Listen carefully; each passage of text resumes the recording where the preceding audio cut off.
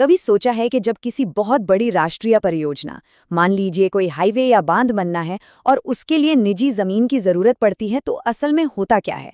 आज हम उसी प्रक्रिया को देखने समझने वाले हैं जिसे एक ऐतिहासिक कानून कंट्रोल करता है। एक ऐसा कानून जिसने भारत में सरकार, विकास और आम नागरिक के बीच के रिश्ते की परिभाषा ही बदल दी। भूमि अधिग्रहण अधिनियम 2013। ये सवाल सुनने में तो बड़ा सीधा लगता है, पर इसका जवाब बहुत पेचीदा है।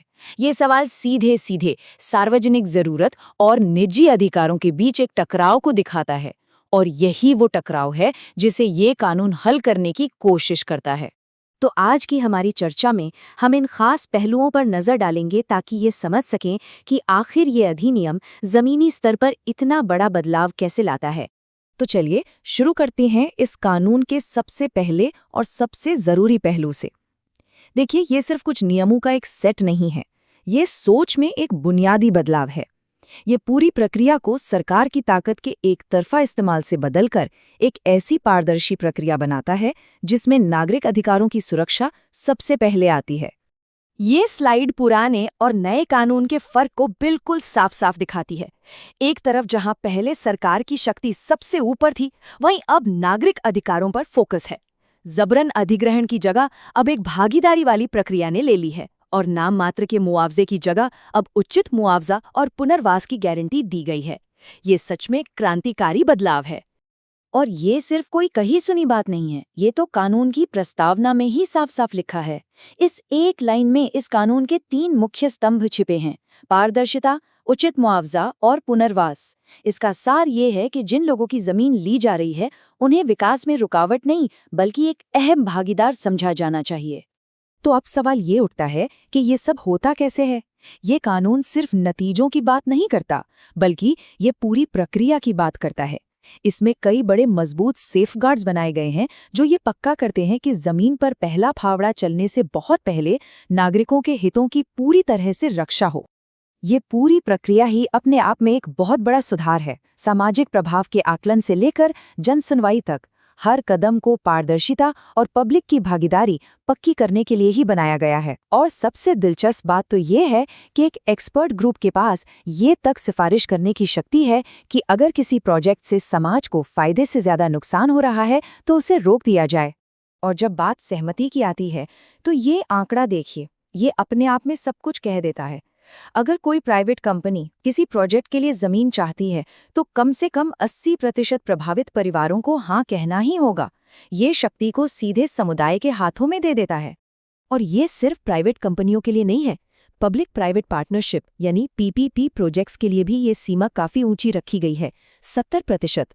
इसका मतलब है कि भले ही सरकार इसमें शामिल हो, फिर भी समुदाय की सहमति सबसे ज्यादा जरूरी है। ये पक्का करता है कि विकास की परियोजनाएं स्थानीय लोगों की कीमत पर आगे न बढ़ें। चलिए अब बात करते हैं मुआवजे की, जो कि एक बहुत ही जरूरी पहलू है। लेकिन ये सिर्फ एक साधारण लेन देन नहीं है। इस कानून का जो मुआवजा फॉर्मूला है वो ये पक्का करता है कि जमीन के मालिकों को सिर्फ जमीन का बाजार मूल्य ही न मिले, बल्कि जमीन के इस तरह जबरन लिए जाने से हुए नुकसान और परेशानी की भी भरपाई हो। तो सब कुछ शुरू होता है मार्केट वैल्यू से, और ये पक्का करने के लिए कि ये कीमत सही हो, कानून कहता है कि स्टैम्प ड्यूटी वाली वैल्यू या फिर आसपास हुई हाल की बिक्री का औसत, इन दोनों में से जो भी ज्यादा हो उसे ही मार्केट वैल्यू माना जाएगा। ये जमीन मालिकों के लिए एक बहुत बड़ा सेफगार्ड है। आइए अब देखते हैं कि फाइनल मुआवजा बनता कैसे है। ये सिर्फ जमीन के बाजार मूल्य तक ही सीमित नहीं है। इसमें उस जमीन पर मौजूद हर चीज की कीमत शामिल है, चाहे वो घर हो, पेड़ हों या फसलें। और फिर आता है सबसे जरूरी हिस्सा, सॉलिटियम। ये कानून का एक बहुत ही शक्तिशाली प्रावधान है। ये सीधे सीधे मुआवजे को दोगुना कर देता है। ये इस बात को मानता है कि जमीन अपनी मर्जी से नहीं दी जा रही है, और इस मजबूरी के लिए लोगों को अतिरिक्त मुआवजा मिलना ही चाहिए। लेकिन देखिए, ये कानून सिर्फ पैसों पर आकर नहीं रुकता। इसका तीसरा और शायद सबसे मानवीय पहलू है पुनर्वास और पुनर्स्थापन। इसका मकसद ये पक्का करना है कि लोग सिर्फ दूसरी जगह शिफ्ट ना हो जाएं, बल्कि अपनी जिंदगी को फिर से बना सकें और शायद पहले से बेहतर स्थिति में हों। और ये सिर्फ खोखले वादे नहीं हैं। इस कानून में बहुत सारे अधिकारों की एक लंबी लिस्ट है। घर, आर्थिक मदद, नौकरी का ऑप्शन, भत्ते, ये एक पूरी सपोर्ट सिस्टम है जिसे इसलिए बनाया गया है कि विस्थापन के हर पहलू का ध्यान रखा जा सके और प्रभावित परिवार सम्मान के साथ अपनी जिंदगी फिर से शुरू कर सकें। और यहाँ एक बहुत ही जरूरी बात है, एक बहुत बड़ा सेफगार्ड।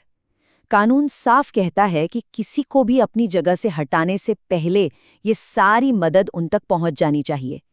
इसका मतलब है कि पुनर्वास कोई बाद में सोची जाने वाली चीज नहीं है, बल्कि ये अधिग्रहण की एक शर्त है।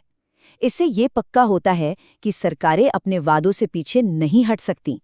ये कानून इस बात को भी समझता है कि हर जमीन और हर समुदाय एक जैसा नहीं होता। इसीलिए जो लोग सबसे ज्यादा कमजोर हैं, उनके लिए कुछ खास सुरक्षा उपाय भी बनाए गए हैं। जैसे कि खाद्य सुरक्षा को लेकर ये नियम, ये एक बहुत ही पावरफुल प्रोविजन है। ये भारत की सबसे उपजाऊ खेती की जमीन को बचाता है। कानून कहता है कि ऐसी जमीन जिस पर साल में कई फसलें होती हैं, उसे नहीं लिया जा सकता, सिवाय तब जब कोई और चारा ही न बचा हो।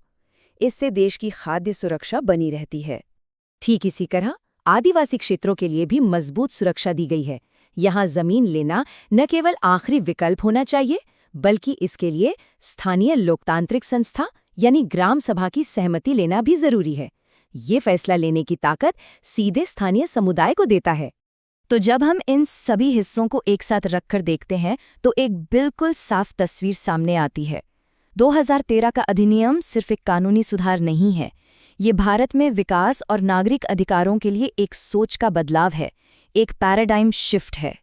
और आखिर में हम फिर से कानून की प्रस्तावना की उस एक लाइन पर आते हैं जो इसके पूरे मकसद को बहुत खूबसूरती से बयां करती है। विकास लोगों को पीछे न छोड़ें, बल्कि उन्हें ऊपर उठाए, उन्हें इस प्रक्रिया में एक पार्टनर बनाएं। और ये सब हमें एक बहुत बड़े, एक यूनिवर्सल सवाल पर लाकर खड़ा कर देता है।